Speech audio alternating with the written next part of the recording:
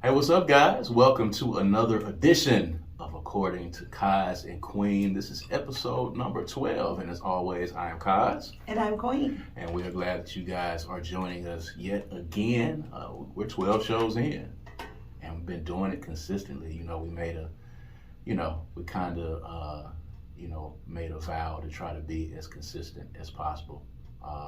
Learning to be consistent is one of the things that I feel helps to build a brand, and we have been able to put our schedules together, and we've been able to come in here and bring this show to you guys every week. And we thank y'all for continuing to join us. For those of you who are subscribing to the YouTube channel, of course, if you're watching this and you have not subscribed to the YouTube channel, all you got to do is go right here.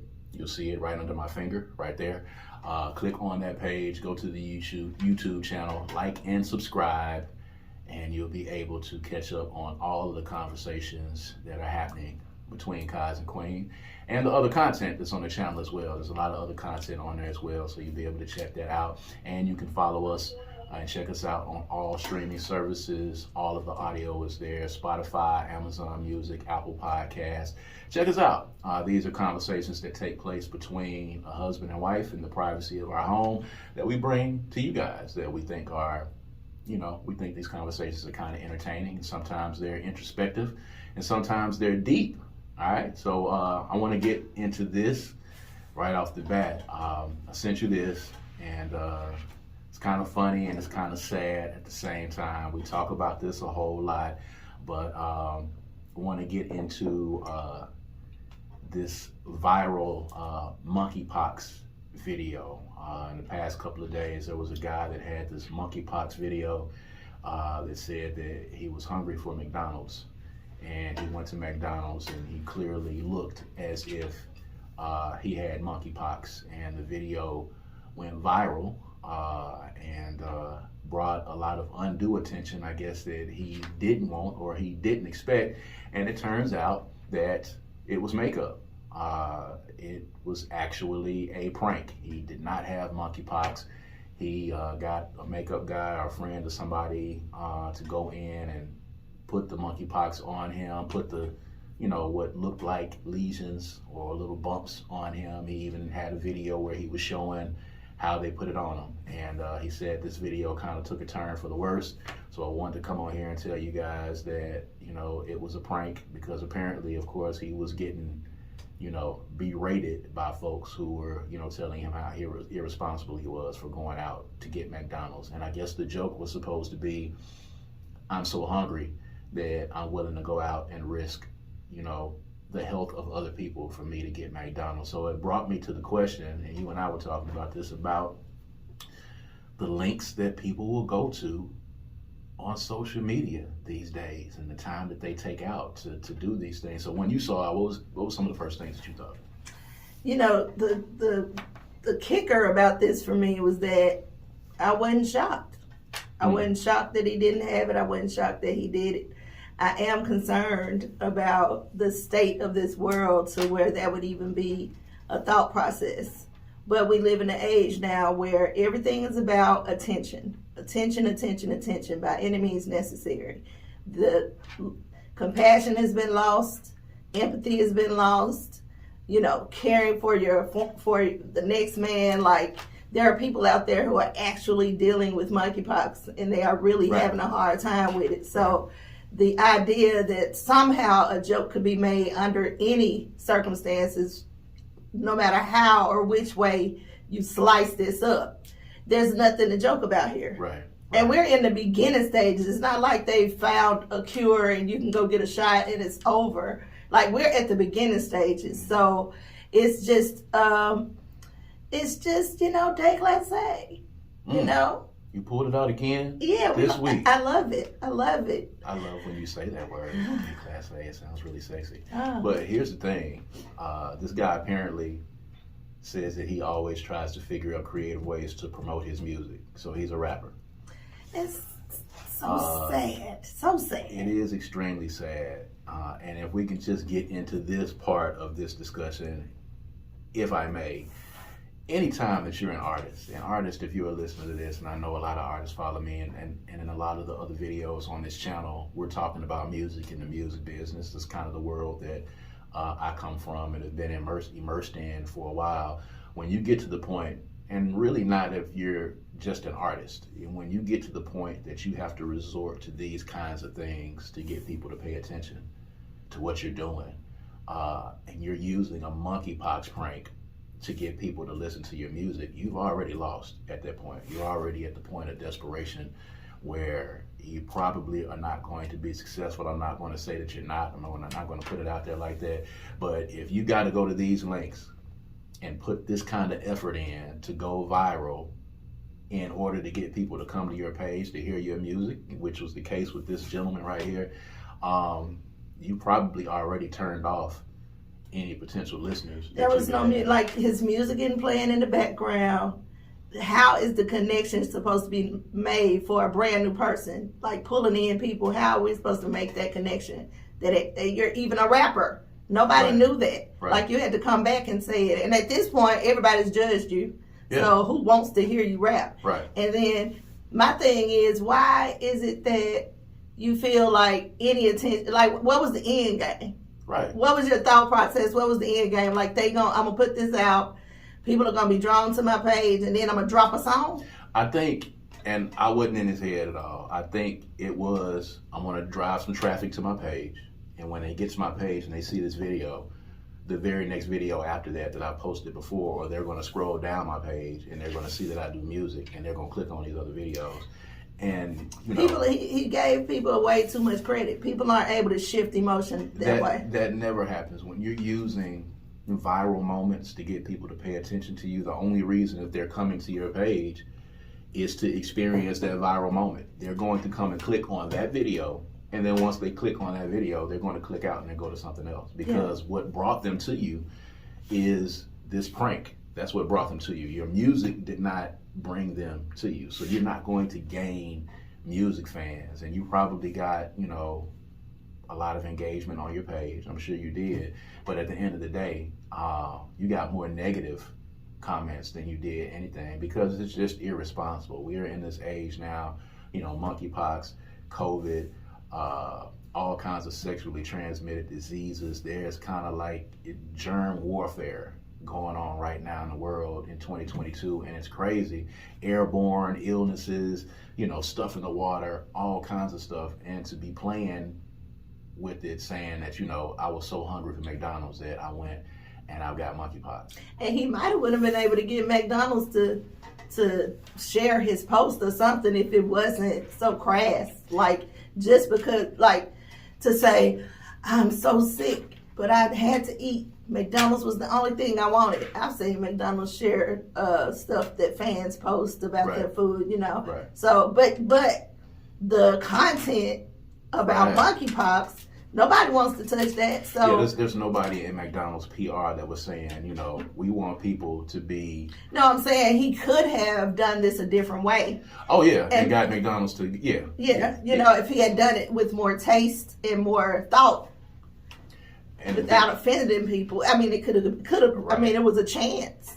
A chance, but you know what's funny? I don't even think he thought of it like that. He did. He thought about, you know, getting people to his page.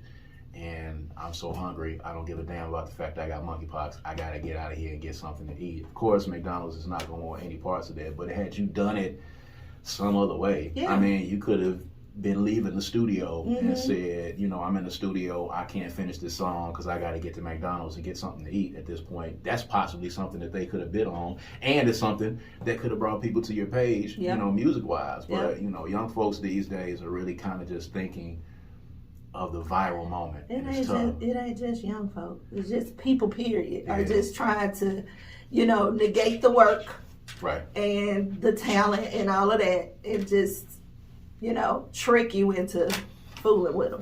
And they're getting paid for it. Oddly enough, well, not oddly enough in this day and age, you know, content creators should get paid for their work. They should get paid for what they put together. But then you got a lot of people that have a lot of these pages and do a lot of these things like, you know, this particular guy was doing. and they're getting paid for it. And as long as they're getting paid for it and they're able to sustain themselves by doing this and trying to go viral, it's going to continue to happen. Unfortunately, I think doing content work is magnificent. Yes. Like that is like many movies, like short movies or something. Yeah. I can spend all day scrolling through looking at these things, and it demands some form of creativity, mm-hmm. and you have to be a visionary and original. Yeah. And I like that and I applaud that, but it's to a certain end. Like they're doing it because the content creating is their talent, mm-hmm. not to trick you into the tricking part. That's the problem I have. But I think content creation, they should be paid for sure, because they're using just as much talent as somebody would as an actress or an actor. And it's crazy. I'm gonna tell you something that pisses me off so badly. And it used to be a trend, and I think it is to a certain degree. I used to go on YouTube. You would go on YouTube when there would be new records out.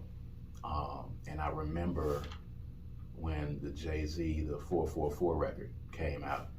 And I think it was a new Kendrick Lamar record. At any rate, it was cats on YouTube who would put, the new Jay-Z leak on the title of their YouTube page. And you click on it, and it would be their music.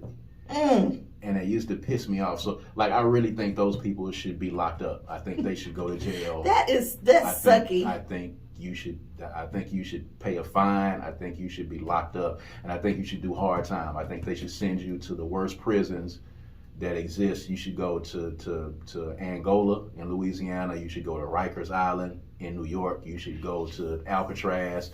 They should send you to the worst, dirtiest, nastiest places on earth, because what kind of psychopath puts, in the heading of their YouTube page, this is the new Jay-Z record, and I click on it trying to get some leaks so that I can listen to the record, and it's your damn music. It's horrible. It's terrible. It's horrible. You people are crazy. You're psychopaths that do this. I hate it. And they still do it now, really, because you can go on Twitter, the same thing happened, with all of these leaks that come out on Twitter with videos and things of that nature, and they try to trick you because, people are looking for it. And I just think it's ridiculous. I hate it. And I think something really bad should happen to those people. Speaking of which, though, slight segue. Did you see what was happening with Tabitha Brown?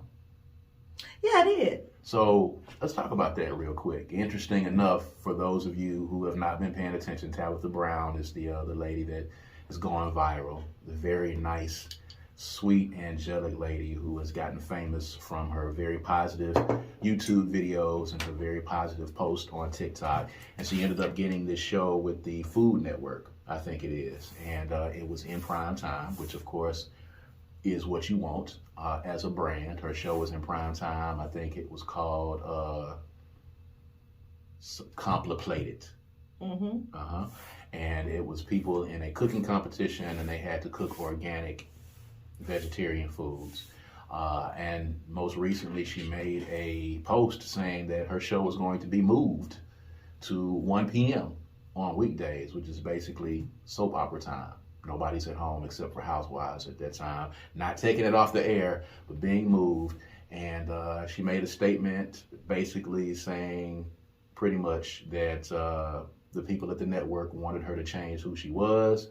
And there was a lot of different opinions. Some people felt like she was being arrogant, and some people felt like she was holding on to her brand and who she was as a person. She said she wasn't going to change as a person. But we have faced that a lot, and we've talked about that a lot. When people are trying to change who you are and what you are in the scope of, TV or radio or what an image is or a political campaign. So when you were looking at that, what were some of the thoughts going through your head? I applaud her. I think it's phenomenal. I understand that at a certain point in your life, you work hard to get to a point to where your personality, your inner self, all of that stuff aligns and you are okay with who you are. And she's basically saying, I haven't gone through all this to let you change me back, because now you want me to be a particular kind of way so you look good and you are comfortable. And she's saying, no, I work too hard for this piece. I work too hard for who I am. And this is the part that really, really gets me mad. How dare you be attracted enough to who I am to give me a show? Right. And then tell me that ain't good enough. We want you to do something else. Right. The audacity. Right. Because the thing that sold you the show is her being her authentic self. Right. But suddenly, because now you have control of putting her on a show, suddenly her authentic self is not good enough.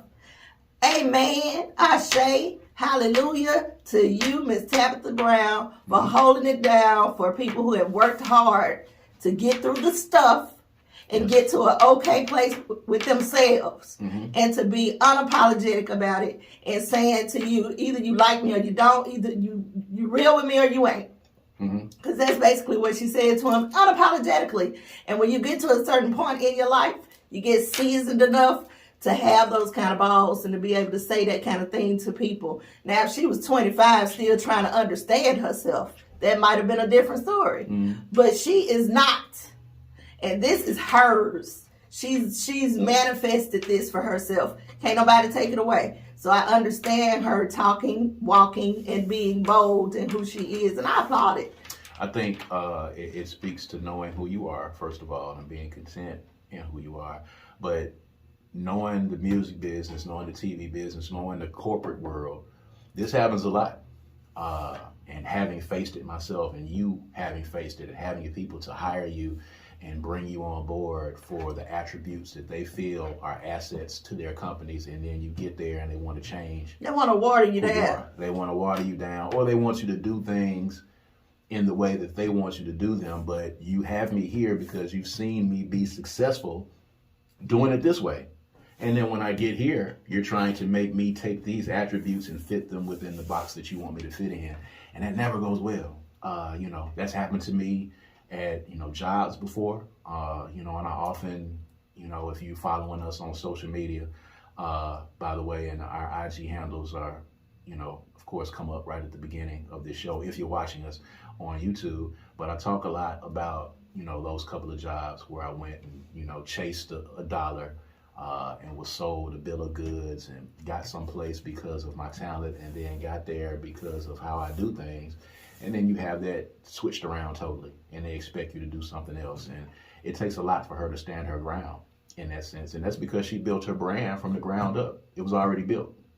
So if the food she just stumbled into it. Yeah. She wasn't I remember the very first one. She said her daughter made her do it. Her daughter was just like, "Mom, I'm a film you and put it on TikTok."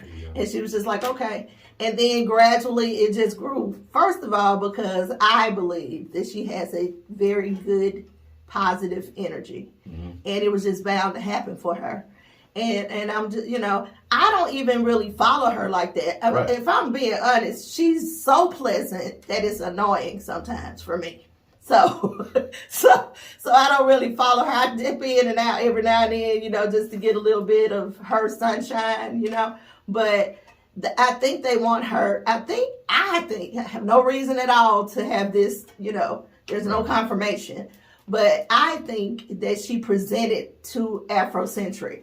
And yes. I think that when they moved her to 1 p.m., the people who are watching the show are going to be a new target market for her, because we love her, because she is us. She looks like us. She talks like us. She reminds you of your auntie at the, graduation or the cookout or something. Like, she feels like home. Basically she feels like home. So we cool. Now they want to move her to a different market to have other people like her.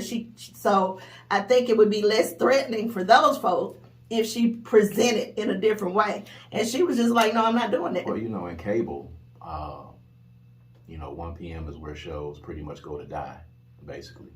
Because who's watching it? Yeah, well, who's watching it. That's what I'm saying. That market right there. You got a lot of housewives and a lot of, white housewives and who are at home. They don't identify with that Afrocentric. Absolutely not. So, of course. And may be offended by it. So, of course, if we move you to 1 o'clock, these are the people that are going to be turning on the Food Network to see your show. And then once they tune out because your show is too Afrocentric, then we can go ahead and just usher you out the door. Because of course, we can't just cancel your show, because that's going to cause way too much backlash if we do that. If we just cancel I'm sure your show, there's a contract. Yeah, if we she's too seasoned to let you play with her.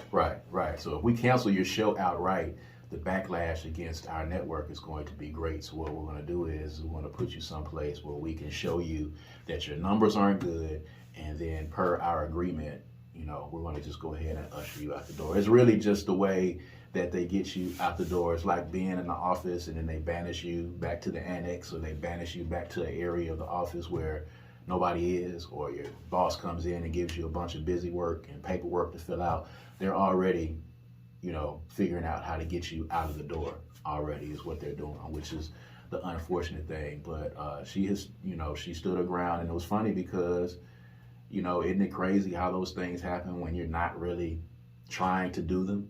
She just started doing these videos and they turned into a thing. And her attitude was so radiant that, people just bought into it. But, it kind of speaks again to, the social media thing. Kind of speaks to this world that we exist in, where people expect for you to act a certain way, and you have to do certain things for people to be able to watch. And it's harsh. There's not, honestly, there's not a lot of days that go by that I wish I could completely detach from it, because now from a different vantage point, You said there's not a lot of days there's not a lot of days there's not a lot of days that I don't want to be able to completely detach from it. Unfortunately, the job that I do and the things that I'm involved in depend heavily on me knowing what's going on, and depend heavily upon what's happening on social media. I hate that for you. Yeah, and if you detach from it, you're absolutely, cut off in a lot of instances from what's going on in the world. If we're doing a podcast, if, doing one of the other shows, or if we're doing, a column or anything along those lines, or if you're dealing with clients, not knowing what's going on could be a detriment to what's happening. But there's not a day, not a lot of days that go by that, I don't wish I could completely detach from it, because you can see now at this point where, maybe not in the beginning stages of how it can draw you in, and some of the detriments to it, to be perfectly honest. Or getting to the point where you get your homeboy to come in the room and put monkeypox on your arm and on your face because you want people to watch your videos and not just doing it naturally. It's a crazy thing. But switching gears a little bit off of the social media piece, I was reading a post on Facebook, and the post simply said, "Men, you need to talk." And then there were a lot of shares and a lot of comments under this post from men who were saying that, men are not able to talk, men are not able to vent, men are not able to offload to their women. They're seen as soft. Women don't care, or they'll use those things against them in the future. And a lot of men don't feel like there is a space for men to be able to talk to women. They feel like they are maligned, and they feel like it's not expected of men to be emotional and to vent like that. And I felt, like I needed to kind of say something about it, and I put a post up about it. But I want to speak to you as a spiritualist, and a lot of your clients are men, and a lot of those men may be coming to you because they feel like they can't vent to people in their lives. But what do you think about the premise that men are not expected to be able to vent, or that most of them think that there's not a space for them to be able to vent? I am emotional about that. Wow. So, baby, I'm sorry. Wait, it's okay. Take your time. It's sad. Mm-hmm. It's hurtful. Like, as a black woman who believes in, cherishes, loves the black man, I don't know if it's something we can do as black women to reassure black men that we want to hear from them, Mm-hmm. and we want to help, and we want to lift them up. But I think it comes from just what's happening to me right now is that I'm experiencing the emotion that black men feel when they have to hold in their feelings, Mm-hmm. for whether it's because they don't feel safe or don't feel heard or feel like they have this image or responsibility that doesn't offer them the opportunity to be vulnerable. Whatever the reason, it's a horrible, horrible feeling that we have allowed to exist but didn't create. And I mean, we black women, we didn't create this, but we haven't corrected it. And I think that we have some level as black women of responsibility to be able to offer that. I have personally been at one point in my life, I found it difficult to watch a black man be vulnerable. I didn't understand a black man crying. And I'm saying black man, I'm not saying man, I'm saying black man because that's what I know. That's what is real. It's my experience for me. And as I began my own spiritual journey and understanding how existence works, I began to be able, and falling in love with my husband, I began to understand how natural and normal and regular and necessary that is for us all, but specifically black men, because the entire world expects black men to soar or die. And so there's not a lot of room in between that. And we don't just have hardships in our own lives, we have hardships that affect us as a community. And they are threatened by the greatness of the black man. That's a hard, heavy thing to carry daily, along with your own selfness and your family, and then your extended family, then your community, then like the world, you know? So that's a heavy burden. And I saw your post, and you said that the woman is out there, you're just talking to the wrong one. There's some responsibility there too. Some women, like I said, I was earlier, some women don't know how to handle seeing their man be vulnerable because we have such a high expectation of black men. We need them to make us feel safe. And for some reason, it's been taught to us that if you cry, then you are weak. So you can't make us feel safe. But that's not the truth. And we know that now. That's not the truth. Tears do not equal weakness. Tears equal healing and freedom. And until we begin to accept that as being our truth, then we will still have men who are uncomfortable reaching out to someone to be vulnerable. We have conversations all the time about you going to a therapist. And I know that's something you want to do, but I also know that it's, not easy for you to do. It's not easy. For me, it's a phone call. I could be having a bad day and I'm calling my therapist like, hey, can you get me down? Like, I need to talk to you immediately. Right. And, from the men who are my clients, the initial session is always the same. I have to spend the most of that session proving to them that I am worth them sharing with me. And then after that, it's a downpour. It's stuff and stuff and stuff and stuff, like they've been plugged up all their life. Mm-hmm. And so I know that that's a real thing. And I just want to encourage the black women out there to do a better job at understanding who you are as a black woman, because that'll help you understand the importance and the necessity required for a black man, especially if he's your partner or your child, for you to be able to stand in the gap for that man. And to do that, you have to understand him. And to do that, you have to listen to him. Not judge him, not compare him to somebody else. Just allow him, because this is really the most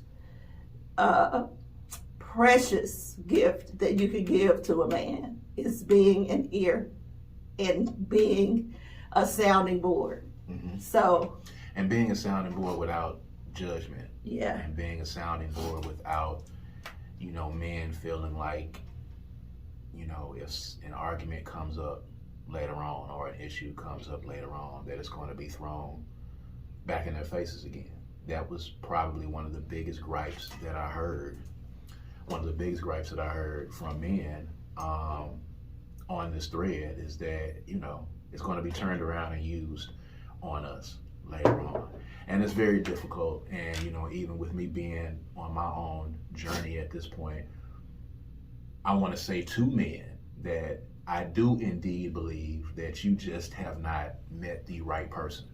If you are experiencing someone, or you are with a woman who you cannot talk to and you cannot confide in and you cannot offload with, then that may not be the one that you need to be with. Now, there's an opportunity there to see, maybe perhaps that woman doesn't know how to listen at that point. Maybe she's had her own struggles and her own things. But for the most part, there are women out there who will allow you to be vulnerable, who will allow you to cry, who will allow you to offload. There are women out there who will do that for you. Now, here's the thing, and someone said this on my post, in a lot of instances with men, the women that they want and that they're attracted to are not the women who will allow them to be vulnerable. Mm-hmm.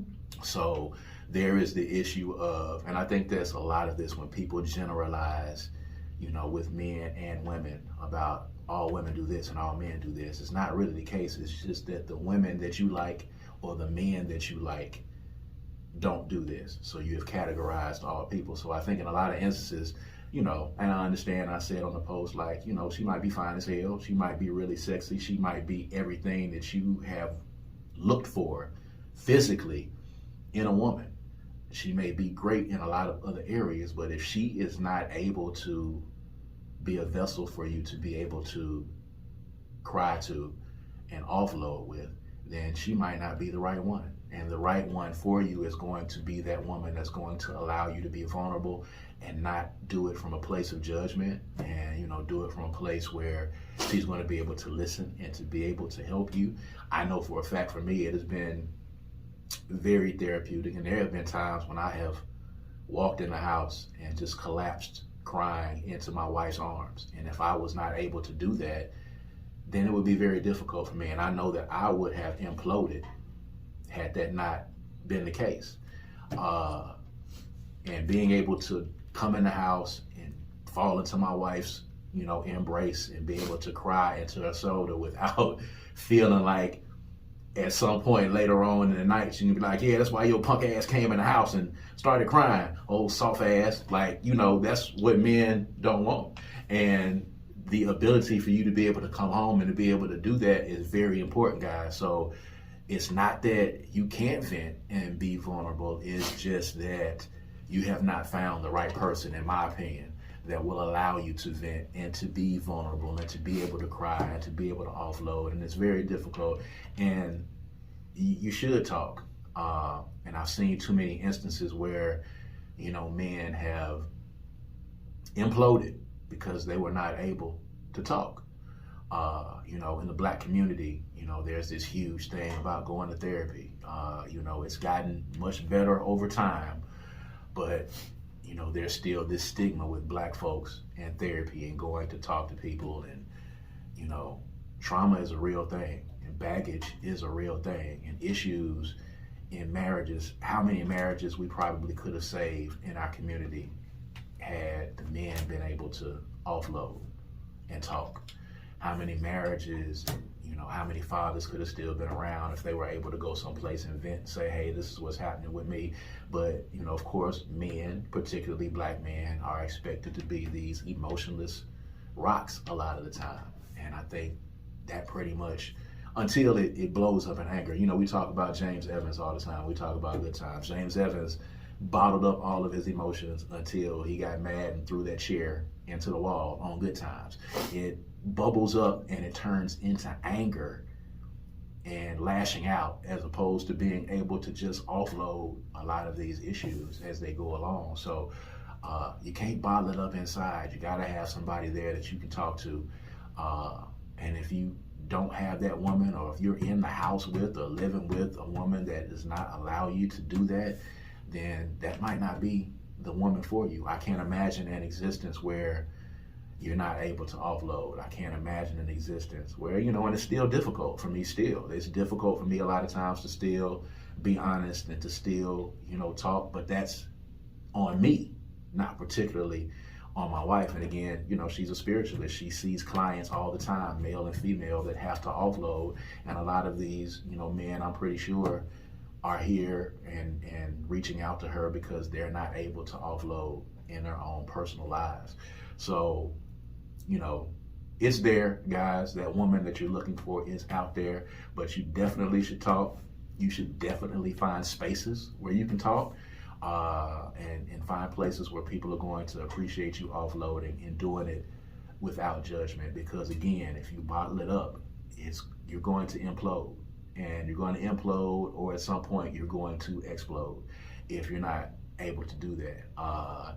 And you know, speaking about social media, since we're talking about that, and a lot of instances going to social media and trying to, you know, have therapy through, you know, or venting through social media. You know, I was told a lot. I was told by a few people in the course of me going on my path and my journey, and this has been going on for me for quite a while and for a few years. You know, you're telling people too much, and you're being too transparent for people, and you don't need to be telling people that, and they don't need to know this and know that. You know, I was going through an issue one time, and, you know, financial issues, and, you know, money was tight. You know, one of those ebbs and flows that happens in life. And, you know, somebody told me, like, you shouldn't be doing that. You shouldn't be, you know, you're over here on the one hand telling people that you're having these issues, and then on the other hand, you're jubilant, and you're doing this, this, and this. And for me, that's just the way life goes. There's ebbs and flows. There's highs and there's lows. And just because I said over here that, you know, hey, we winning, and we making this, and we doing this, and we clocking all of this, and then a couple of weeks later, I say, we're down, and this is happening, and, you know, this is what's going on, and it's not going so well. That's the way life goes. And you should be transparent enough to be able to I've been trying to be more human and not be some type of robot. You know, you get mad, you get happy, you get, you know, depressed, you feel down, you feel up. Those things happen in the course of regular human life. The problem that I have with doing it on social media, I do it kind of to a certain degree, but the reason why I share is because I feel like somebody else can benefit from what it is that I say. I've already processed it. I'm not sharing it to receive anything specific, although I'm open to it, right? The problem that I have with people who download on social media is that most of the time you're only going to hear from the amen choir. Right. Preaching to the choir. Yes. So I don't know how, if you're looking to get some sort of quick therapy session, that's not the route to go, because people are going to just clap and amen and drop the yeah girl, you know, all of those, instead of instead of trying to, they're not really invested really in what's going on with you. They just scroll past and saw something that they can identify with and hit the love, like, or comment it. So, but you know, if you're going to have a vulnerable moment, and you probably need to talk to somebody who understands you, how you think, you know, how you got to where you are, so that they can offer you some real reciprocated, genuine support. You know, that's a little difficult to decipher when you're downloading on Facebook. Yeah, I think so. I'm not saying that there's a bad thing about it. I'm just saying that when you do it, you have to recognize that just because you got 15, 20 people saying yes, amen, doesn't mean that That's not the end. Right. That's not the end. There should be stages to it. I think we talked about that too a few days ago. Talk to a significant other, talk to someone that you love. I have someone in my household that I can talk to, but I also like to hear other people's stories as well. I like to hear other people's vantage points as well. So I may ask a question on social media to see what other people have gone through, because it's good sometimes to see that other people are experiencing it. And then you take that experience and you speak with your significant other, and then you do some self-reflecting, and you take all those things and you put it together, and you use that as a means of figuring out, how to move forward. Your Facebook following, I always find them to be interesting, and I read their comments often. Mm-hmm. But you get a lot of people who post about what they going through, as opposed to the Amen Choir. Yeah. They'll share with you something similar. They really are pretty honest with you too. Like, they'll let you know, no, brother, come back over this way. Right. You're heading down the wrong road, or I've been through this, and this is what happened, and this is what I did. I think that's healthy. I think I'm glad I've kind of built that, that kind of base. And I think that comes from you being authentic. Yes, all the time. The ebbs and flows you were talking about. Yeah, I think, I spent a lot of time, early on trying to build up the social media image, from being an artist and, being a person that people might know here and there for whatever particular reason. And sometimes it builds up a false sense of who you are, and I've been able to use these posts and use some of the things that I have said to show people that, I don't have it together. I've got these issues. I'm being very transparent with you. The one thing I've learned is that people will build you up just so that they can tear you down. They will build you up and put you on a pedestal just so they can come and kick that motherfucker and knock you off of it. So I try to tell people off the top, I'm flawed, okay? I'm human, I'm flawed, I'm fucked up as much as y'all are, so I don't need y'all to take me and put me up on anything. I'm already knocked off of whatever pedestal. And they put you on a pedestal because of that. Yeah. Just because you tell them not to, they put you up there. Exactly. So, I don't want people to be surprised. So when I do that because at least I give people the openness to be able to say, you know what, I've been through that very same thing, and this is how I got through it. And that's kind of what I want to do, it because I want to hear how you guys have gone through some of the trials that you have gone through. Even if you're watching or if you're listening here, black men, just hit us up and let us know, situations that you've been in, and have you been able to vent, and have you been able to, talk to somebody, or do you have someone that you need to talk to, or, do you feel like there's enough spaces for men to be able to talk amongst themselves? And what are the obstacles that you have in being vulnerable?